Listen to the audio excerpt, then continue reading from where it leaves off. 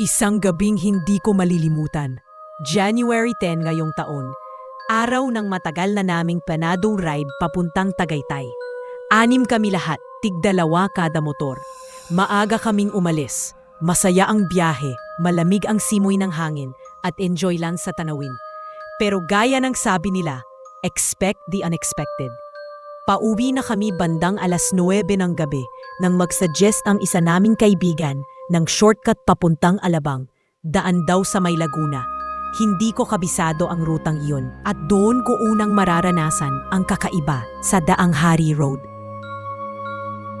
Habang papasok kami sa isang madilim at mapunong kalsada, bigla kong nasabi sa kaangkas ko, "Nasa Daang Hari na tayo, di ba?" Nagulat siya at sumagot, "Oo, bakit? Nakadaan ka na ba dito?"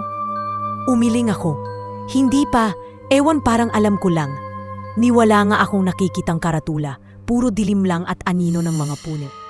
Ilang minuto pa, mas sumikip ang daan at halos wala ng ibang tao. Tahimik. Maliban sa ugong ng makina, tanging hampas ng malamig na hangin ang kasama namin. Pero may iba akong naramdaman, parang may nakaupo sa likod ko, mabigat, nanlalamig ang batok ko. Tumaas ang balahibo ko, pero pilit kong binaliwala. Sabi ko sa kasama ko, "Huwag mong bilisan ha. Alam mo ba madalas daw may aksidente dito?" Di nagtagal, may nadaanan kaming lalaking nakaupo sa gilid ng kalsada. Walang ilaw doon pero malinaw na malinaw sa mata ng kasama ko. Hindi na ako lumingon, baka kung ano pa makita ko. Nang marating namin ang bahaging may gasolinahan at medyo maliwanag na, napatingin ako sa side mirror. Eksaktong paglingon ko, sumemplang kami. Para bang may tumulak mula sa likuran at kinalagkad ako sa kalsada. Tumilapon ako ng malayo. Hindi normal ang layo kumpara sa bilis namin. Sabi nga ng mga kasama, parang biglang naputol ang pagitan namin. May mga riders daw sa likod namin, pero sa madilim na parte, parang kami lang ang tao roon. Nawalan ako ng malay saglit at pagmulat ko, nasa gilid na ako, binabantayan ng mga kasamahan at ilang riders na huminto para tumulong. Pagdating ng traffic enforcer, kinanong agad kami kung unang beses naming dumaan sa Daang Hari. Sabi niya, dapat daw bumubusina sa madiilim na bahagi ng kalsada bilang respeto sa mga kaluluwa roon.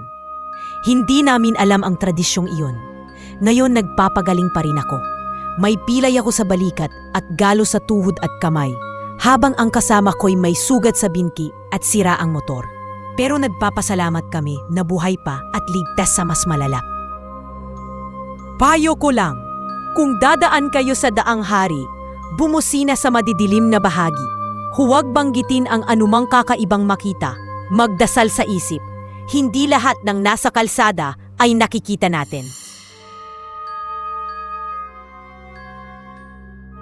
Kung naramdaman mong may nanonood habang pinapakinggan mo to, baka hindi lang imahinasyon yan. Comment below, mga kabituin. I-share ang inyong kwento. Baka kayo na ang susunod na ma-feature dito sa aking YouTube channel.